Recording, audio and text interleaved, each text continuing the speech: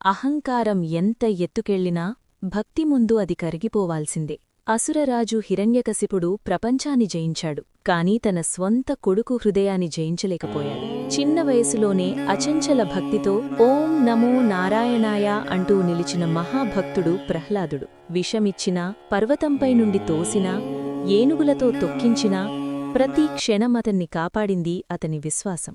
చివరికి అగ్నిగూడా అతని భక్తిని కాల్చలేకపోయింది. అగ్నివరం కలిగిన హోలిక మంటల్లో కూర్చున్నా దైవశక్తి ముందు ఆమె వరం విఫలమైంది. మంటలు భక్తుడిని తాకలేదు, చెడును మాత్రమే దహించాయి. అదే హోలికా దహనం. అదే చెడుపై మంచి సాధించిన మహావిజయం. అందుకే ప్రతి సంవత్సరం మనం హోలికాను దహనం చేసి మరుసటి రోజు రంగులతో హోలీ పండుగను ఆనందంగా జరుపుకుంటాం. ఇది కేవలం పండుగ కాదు, ఇది విశ్వాసానికి జయం, ధర్మానికి జయం, భక్తికి జయం.